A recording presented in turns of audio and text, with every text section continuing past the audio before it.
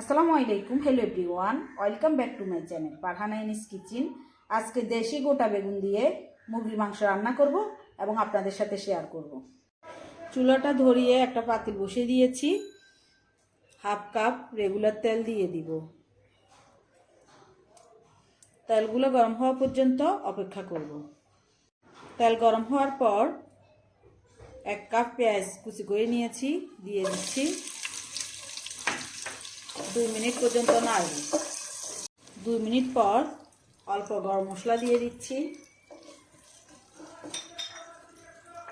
1 table spoon রসুন paste দিয়ে দিচ্ছি, আধা টেবিল স্পুন আদা পেস্ট দিয়ে দিচ্ছি,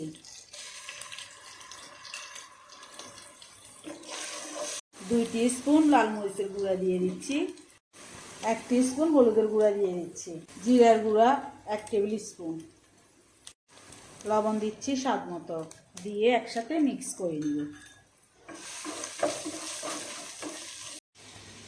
মিক্স করে ঢাকনা দিয়ে ঢেকে 5 মিনিট অপেক্ষা করব। মিক্স করার পর 1 কেজি দেশি মুরগি নিয়েছি, ধুয়ে পরিষ্কার করে পানি ঝরিয়ে নিয়েছি, দিয়ে দিচ্ছি। মশলার সাথে মিক্স করে নিব। মিক্স করে ঢাকনা দিয়ে ঢেকে 5 মিনিট অপেক্ষা করব। 5 মিনিট পর আবারও নাড়িয়ে দিব।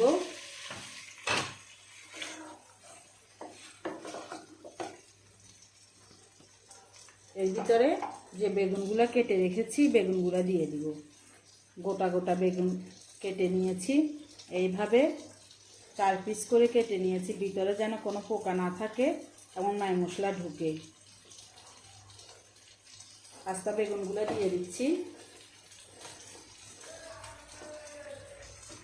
এখানে 6টা বেগুন দিয়েছি, মাংসের সাথে মিক্স করে নিব।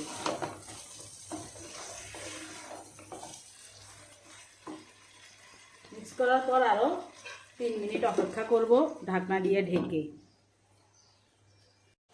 3 মিনিট পর রান্নার জল দিয়ে দিব।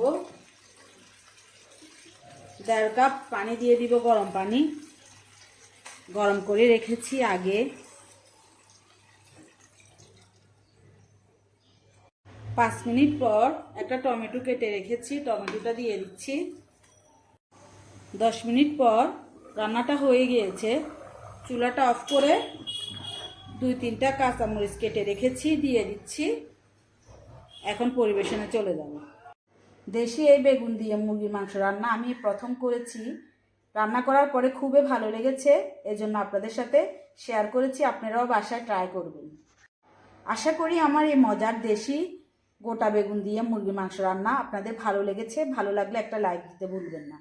আপনি যদি আমার ইউটিউব চ্যানেল থেকে ভিডিওটা দেখে থাকেন, চাইলে চ্যানেলটা সাবস্ক্রাইব করে রাখতে পারেন, আর ফেসবুক পেজ থেকে ভিডিওটা দেখে থাকলে পেজটা ফলো দিয়ে রাখতে পারেন। ভালো থাকবেন, সুস্থ থাকবেন। আল্লাহ হাফেজ।